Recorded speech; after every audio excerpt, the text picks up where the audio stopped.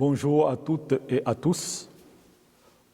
Aujourd'hui, vendredi 25 février 2022, je vais vous présenter ma méditation sur l'évangile de la 7e semaine du temps ordinaire, année C. Le passage de l'évangile que je vais méditer est tiré de l'évangile de Saint Marc, chapitre 10, versets 1 à 12.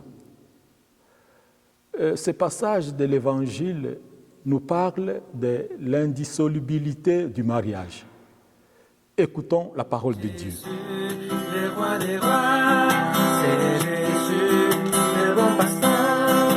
Alléluia, alléluia, alléluia,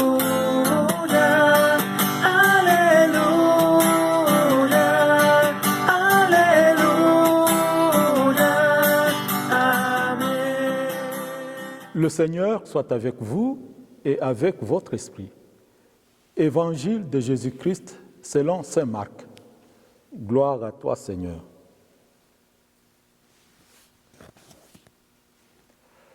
En ce temps-là, Jésus arriva dans le territoire de la Judée, au-delà du Jourdain.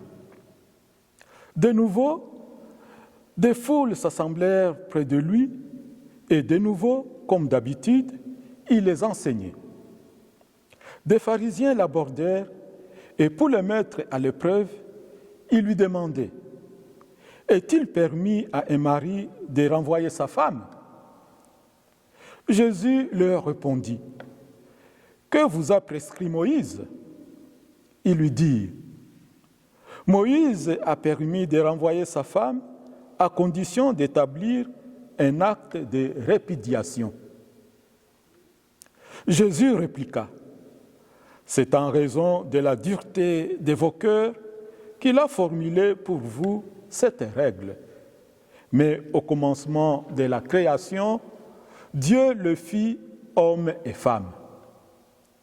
À cause de cela, l'homme quittera son père et sa mère, il s'attachera à sa femme, et tous deux deviendront une seule chair.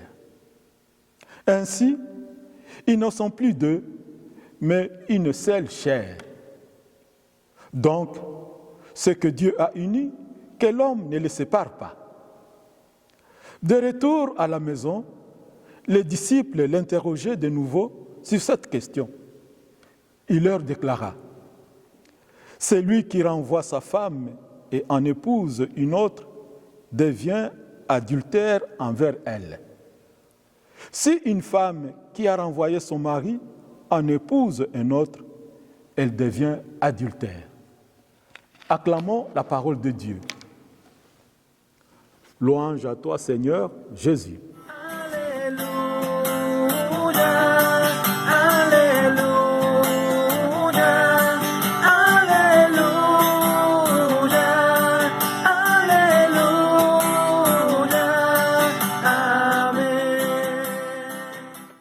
amen. L'évangile que nous venons d'entendre rapporte la question que quelques pharisiens posèrent à Jésus.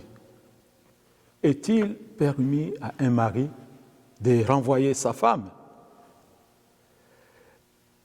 L'évangile nous précise que les pharisiens abordèrent Jésus pour le mettre à l'épreuve. Nous pouvons d'abord nous demander comment une telle question pourrait-elle constituer une épreuve, alors que quand Jésus veut répondre à cette question, il renvoie d'abord les pharisiens à la loi de Moïse. Que vous a prescrit Moïse? Cela veut dire que la réponse à cette question était connue de tous. Le divorce était une coutume qui était prescrite dans la loi de Moïse. L'épreuve ici consiste à mettre Jésus en face de Moïse. Les pharisiens voudraient chercher à mettre en contradiction Jésus et Moïse. Dans sa réponse, Jésus remonte au-delà de Moïse et rappelle la volonté de Dieu. Ici, Jésus distingue entre l'idéal voulu par le Créateur et la pratique humaine viciée par la dureté des cœurs humains. Jésus voudrait ramener ses interlocuteurs au plan de Dieu, au plan originel de Dieu. À une coutume, Jésus rappelle la parole de Dieu. L'homme quittera son père et sa mère, il s'attachera à sa femme et tous deux deviendront une seule chair. Voilà pourquoi les disciples aussi sont surpris par une telle réponse. C'est pourquoi les disciples, quand ils arrivent à la maison, ils reposent encore Jésus cette question. Ils interrogent Jésus encore cette question. Oui, quand nous lisons la parole de Dieu attentivement, quand nous méditons réellement la parole de Dieu, elle nous surprend toujours dans notre vie. La parole de Dieu ne finit pas à nous surprendre dans notre vie. C'est pourquoi quand nous lisons la parole de Dieu, nous devons ouvrir notre cœur à l'Esprit Saint pour qu'elle puisse nous éclairer, nous montrer les chemins à suivre. Parce que la parole de Dieu, c'est la lumière de notre vie, la lampe de ma route. C'est pourquoi la parole de Dieu continue toujours à surprendre. Nous savons tous que la réussite de notre existence dépend de notre fidélité. Nous remarquons même dans notre société que la fidélité est toujours objet d'admiration. On célèbre de diverses manières les étapes de cette fidélité. Nous savons, on célèbre les noces d'argent, les anniversaires d'argent, anniversaires d'or, de diamants, même de platine et même des chaînes, pour toujours montrer que la fidélité est quelque chose d'important dans la vie humaine.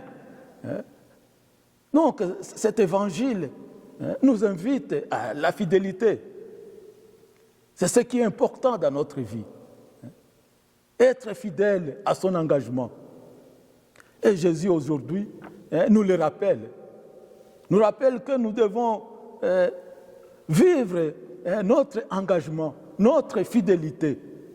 Oui, au-delà de tous les problèmes que nous pouvons rencontrer dans la vie de tous les jours, dans le mariage et même partout. Ce qui est important, c'est savoir vivre la fidélité. Demandons donc au Seigneur la grâce de la fidélité afin que nous puissions toujours faire la volonté de Dieu dans notre vie. Amen.